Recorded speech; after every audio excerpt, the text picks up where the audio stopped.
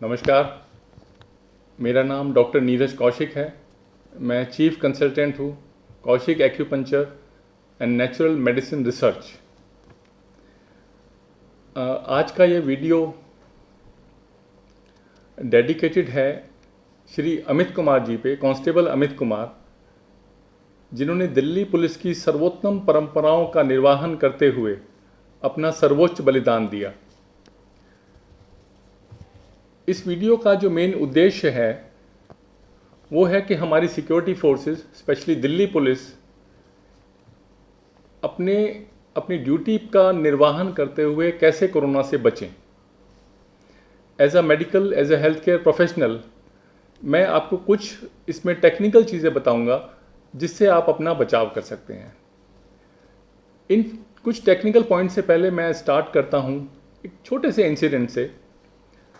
कुछ दिन पहले हमारे हॉस्पिटल में एक बच्चा आता है, 14 साल का वो बच्चा है। कोरोना के सिम्टम उसमें हैं। उसका हम टेस्ट कराते हैं, वो कोरोना पॉजिटिव है। उसके घर में एक छोटी उसकी बहन और ग्रैंड पेरेंट्स रहते हैं। फॉर्चुनेटली बाकियों का जब टेस्ट कराया गया तो सब नेगेटिव निकलते हैं। तो कहने का मतलब ये है कि एक घर में रहते हुए भी एक बच्चा पॉजिटिव आने के बावजूद बाकी मेंबर्स जो घर के हैं दे आर कोरोना नेगेटिव। सो इससे हमें बहुत डरने की ज़रूरत नहीं है, इसको हमें समझने की ज़रूरत है। और हम अब उस स्टेज पे आ चुके हैं कि जहाँ पे हमें इसको काउंटर करना ही होगा। स्टेज 3 की भारत में शुरुआत है। अब हम समझें, आज की ब्रीफिंग के लिए मैंने कुछ पुलिस ऑफिसर से बात की और उनसे जाना कि उनकी क्या क्वेरीज हैं, वो किन चीज़ों का उत्तर चाहते हैं, क्या चीज़ें हैं जो उनको डिस्टर्ब करती हैं। सबसे पहला कुछ 6-7 बातें हैं जो हम आज बात करेंगे। सबसे पहला है, मुझे एक फीडबैक मिला, वो ये है कि क्या हम दिल्ली पुलिस फोर्स के लोग अपनी ड्यूटी करते हुए भी कोरोना संक्रमण से बच सकते हैं। और मेरा इसका बहुत सिंपल सा आंसर है, जी हाँ, हम बिल्कुल बच सकते हैं।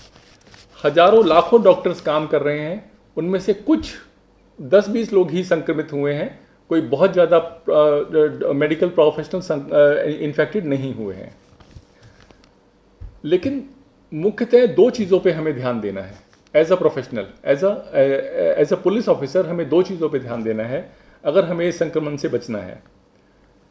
सबसे पहला है प्रारंभिक लक्षण, शुरुआती लक्षण जो आते हैं, जैसे खांसी, जुकाम, गला खराब, फीवर, डायरिया, सर दर्द, बदन दर्द, अचानक बॉडी में कमजोरी आ जाना, चक्कर आ जाना, मुंह का स्वाद बदल जाना। ये छोटे छोटे लक्षण हैं जिनको हमें इग्नोर नहीं करना चाहिए। अगर ये लक्षण हमारे अंदर आते हैं तो हमें एक्स्ट्रा केयरफुल हो जाना चाहिए। हमें अपनी ड्यूटी हम करते रहें, लेकिन अपनी नींद जरूर लें, अपने आप को स्वस्थ रखें, अच्छी डाइट लें, थोड़ा सी एक्सरसाइज वगैरह करें। इन सब चीज़ों को ध्यान रखते हुए हम आगे बढ़ सकते हैं। लेकिन अगर एडवांस सिम्टम आ जाता है, एडवांस सिम्टम इसका होता है अगर आपको सांस लेने में दिक्कत आ जाए और सांस लेने में दिक्कत के साथ आपको बहुत हाई फीवर हो जाए, तब हमें हॉस्पिटलाइजेशन और मेडिकल असिस्टेंस की ज़रूरत पड़ती है। तो हमें ये चीज़ ध्यान रखनी है कि माइल्ड सिम्टम है या एडवांस सिम्टम है, और उसके हिसाब से हमें आगे बढ़ना है। दूसरा जो इसमें पॉइंट है वो ये है कि एक भारत सरकार ने एक ऐप निकाला है आरोग्य सेतु के नाम से। आरोग्य सेतु ऐप को हम सबको डाउनलोड कर लेना चाहिए। उसका रीज़न क्या है कि उसमें हम सेल्फ असेसमेंट कर सकते हैं।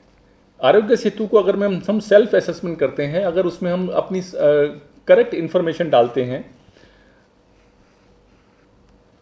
तो अगर कोई हमारे आसपास, उसमें हमें ये पता चलता है कि हमारे कितने किलोमीटर के आसपास, 500 मीटर, 1 किलोमीटर, 10 किलोमीटर तक कितने कोरोना पॉजिटिव हैं।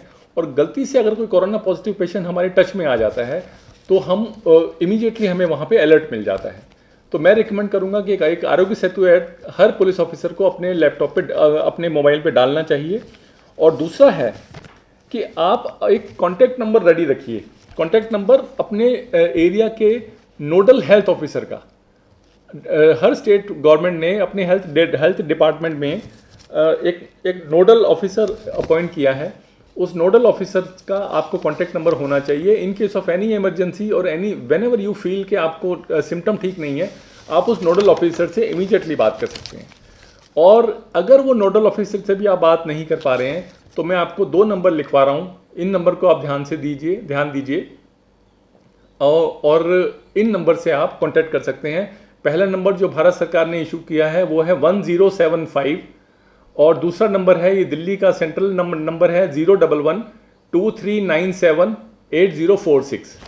ये सेंट्रल हेल्पलाइन नंबर है, आप इन पर बात कर सकते हैं। अब दूसरा क्वेश्चन जो most of the police officers हमसे पूछते हैं वो है, क्या हमें इससे डरना चाहिए? मेरा आंसर है बिल्कुल नहीं। हमें इससे बिल्कुल नहीं डरना चाहिए।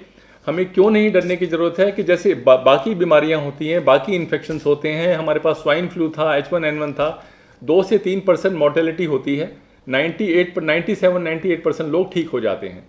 तो हमें इससे बिल्कुल डरने की ज़रूरत नहीं है। हाँ, हमें इससे केयरफुल रहने की ज़रूरत ज़रूर है। कोरोना में जो फैटल केसेस हुए हैं वो 2 तरह के लोग हुए हैं। या तो उनको पिछला कोई बैकग्राउंड प्रॉब्लम थी, या उनको कोई मल्टीपल ऑर्गन फेलियर चल रहे थे, मल्टीपल कोई क्रॉनिक डिजीज़ थी, या वो केयरलेस थे। जब वो छोटे छोटे सिम्टम्स आए शुरू में तो उन्होंने उन सिम्टम्स को दबाने की कोशिश की, जिसके कारण उनको ये प्रॉब्लम बढ़ गई। ये इन्फेक्शन का जो संक्रमण था उसकी इंटेंसिटी उनमें बढ़ गई और they became serious. Next question जो हमसे पूछा जाता है वो ये है कि क्या ये कोरोना कब तक समाप्त हो जाएगा? इसका एक सिंपल सा मेडिकल आंसर है, अभी नहीं समाप्त होने वाला है और हमें अभी नहीं पता कितने साल तक ये हमारे साथ चलेगा। तो इसमें अभी करना क्या है? इसमें अभी हमें क्या करना है? इसमें हमें अलर्ट रहना है और हमें कोरोना के साथ, कोरोना से संक्रमित हुए बिना जीना सीखना है, अपना काम करना सीखना है। तो ये कहना कि कोरोना अगले 2 महीने में या 3 महीने में ख़त्म हो जाएगा, ये नहीं हो सकता। एक बड़ा इंपॉर्टेंट प्रश्न जो मुझसे किया जाता है कि पुलिस वालों को कैसे होता है। पुलिस वालों को होने के कुछ सोर्सेज ऑफ इन्फेक्शंस हैं जिस पे हमें ध्यान देना है। उसमें सबसे पहला सोर्स ऑफ इन्फेक्शन जो है वो है improper handling of patients when going to patients house और शिफ्टिंग देम टू हॉस्पिटल। जब हम पेशेंट्स के घर पर जाते हैं या हम उनको घर से हॉस्पिटल में शिफ्ट करते हैं, वो एक ऐसा पॉइंट है जहां पर हमें ये संक्रमण होने की सबसे ज़्यादा संभावना रहती है। और दूसरा पॉइंट जो है improper management of investigating suspects. जब हम किसी सस्पेक्ट को इन्वेस्टिगेट करने जाते हैं, अगर वो कोरोना पॉजिटिव है तो वहाँ पर हमें संक्रमित होने के चांसेस होते हैं। तो ये 2 मेन पॉइंट हैं। और इसके अलावा एक जो मेन पॉइंट है वो है जेल इनमेट्स। जब हम जेल इनमेट्स को, क्योंकि जेल में वो बहुत क्लोज प्रॉक्सिमिटी में रहते हैं सब, कोरोना फैलने के चांसेस ज़्यादा होते हैं। तो जब हम जेल इनमेट को कोर्ट लेके जाना या वहाँ से वापस लाना ये प्रोसेस करते हैं तो उसके दौरान भी ये संक्रमण हमारे को फैल सकता है। Now what is the solution? Solution इसका बड़ा सिंपल है। जब आप किसी पेशेंट के घर जाएं, क्योंकि एज ए पुलिस ऑफिसर आपकी ड्यूटी है, तो या जेल में किसी को वो करें, कोर्ट में लेके जाना है, आप एक छोटा सा काम कीजिए। अगर पॉसिबल है तो आप PPE किट का यूज़ करें। पर्सनल प्रोटेक्शन इक्विपमेंट किट आती है, ये बहुत फेमस है, आप कहीं से भी प्रिक्योर कर सकते हैं।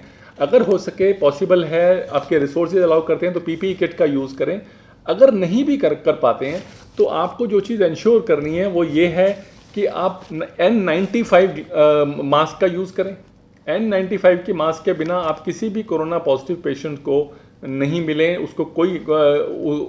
उसके घर ना जाएं, ये बहुत इंपॉर्टेंट है। उसके अलावा आप यूज़ कर सकते हैं अपना स्कल को कवर करने के लिए कैप यूज़ कर सकते हैं, साथ में ग्लव्स यूज़ कर सकते हैं और अपना एक आंखों पे चश्मा यूज़ कर सकते हैं। ये कुछ बेसिक चीज़ें हैं जो आप यूज़ कीजिए। और इसमें जो सबसे ज़्यादा इंपॉर्टेंट है कि जब आप ये सामान यूज़ करते हैं, आप पेशेंट को ट्रांसफ़र कर देते हैं हॉस्पिटल में, और जब आप अपने वर्क प्लेस पे आते हैं तो आप इनको उतारेंगे कैसे? उस वक्त इन्फेक्शन होने के बहुत ज़्यादा चांसेस हो जाते हैं। अगर आप वहाँ पे थोड़ा सा भी केयरलेस रहेंगे तो वहाँ पे आपको प्रॉब्लम आ सकती है। तो जब भी आप आके उतारें तो आप इंश्योर करें कि आप चश्मा उतार रहे हैं तो यहाँ से पकड़ें, इसको ऐसे उतार सकते हैं और अपने से दूर ले जाइए। ऐसे ही आप जब मास्क होता है, मास्क को जब आप पकड़ते हैं तो यहाँ से इसको लेके पूरा खोल के फिर उतारना है, आगे वाले पोर्शन को आपको टच नहीं करना है। तो थोड़ा सा इसमें केयरफुल रहिए। जब आप पेशेंट को ट्रांसफ़र करके आते हैं या पेशेंट के घर से आते हैं, आप उस पर्सनल इक्विपमेंट को और उन गैजेट्स को कैसे रिमूव करेंगे वो भी इक्वली इंपॉर्टेंट आ जाता है आपके पास। एक प्रश्न मेरे पास आया कि क्या फ्यूचर अभी कुछ टाइम में ये बढ़ने वाला है? बिल्कुल ये कुछ टाइम पे बढ़ने वाला है। Most of the medical professionals जो इससे रिलेटेड हैं वो कहते हैं कि जून और जुलाई एंड तक ये पीक पकड़ लेगा। हो सकता है कुछ लाख केसेस तक आ जाए, लेकिन हमें घबराना नहीं है।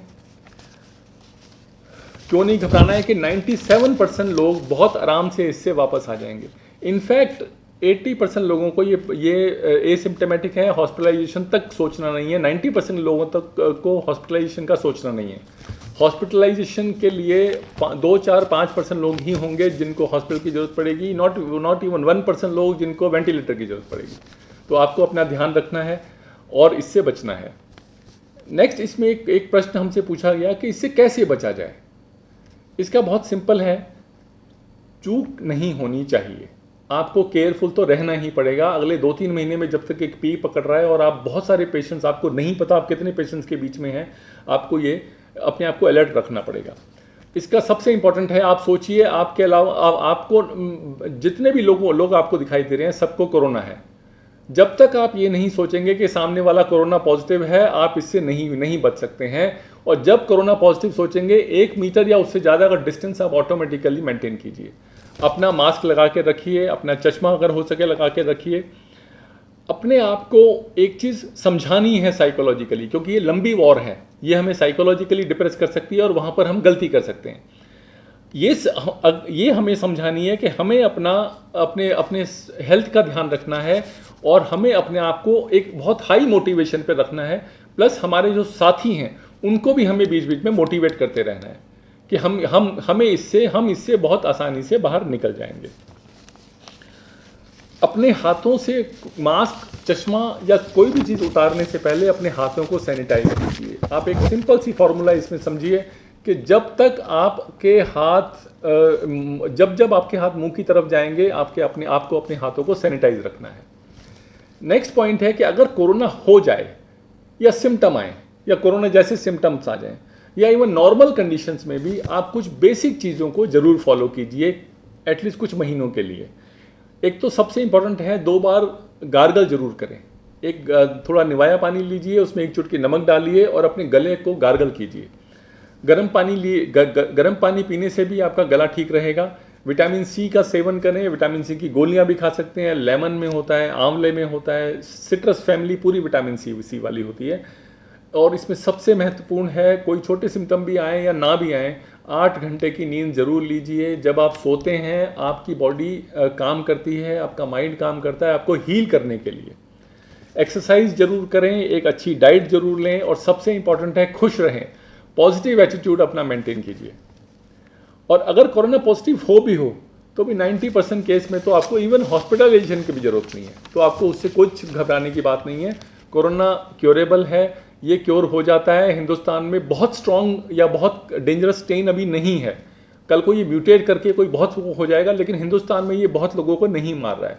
2.3% is the maximum mortality rate जो अभी तक पहुंचा है, और दिल्ली में रहते हुए तो उसमें और भी कम है। दिल्ली का तो 1.3 और 1.4 इज मोर्टेलिटी रेट। बहुत सारे लोग, 2000 से ज़्यादा लोग वहाँ पे ठीक होकर घर जा चुके हैं। और अंत में एक बात एज अ हेल्थ वर्कर मैं ज़रूर बोलूँगा कि अगर आप इन बेसिक बातों को फॉलो करके इनका ध्यान रखते हैं तो कोरोना पॉजिटिव लोगों के बीच में रह के, उनके साथ रहकर भी आप अपने आप को बचा सकते हैं। एक लास्ट एग्जांपल जैसे मैं आपको देता हूँ, बॉम्बे के एक बड़े फ्लैश पॉइंट पे, हॉट पॉइंट पर एक इंस्पेक्टर साहब थे, वो कोरोना पॉजिटिव हुए। उन्होंने अपने स्वास्थ्य का ध्यान रखा, कोई हॉस्पिटलाइजेशन की जरूरत नहीं पड़ी। 14-15 दिन में वो उनके तीनों टेस्ट नेगेटिव आ गए, वो नॉर्मल होकर बाहर आ गए। तो हमें इससे डरना नहीं है, जैसे बाकी इन्फेक्शन होते हैं वैसे ये इन्फेक्शन है और इसको हम बहुत आराम से काउंटर कर सकते हैं। नंबर ऑफ केसेस से हमें घबराना नहीं है, क्योंकि 135 करोड़ की पॉपुलेशन है, इसमें 10-20-50 हज़ार case is negligible, medically it is negligible. कोई हमें घबराने की जरूरत नहीं है। आई होप कि आप इन बातों का ध्यान रखेंगे और बहुत जल्दी हम एक नए अपडेट के साथ दोबारा मिलेंगे। Thank you. जय हिंद।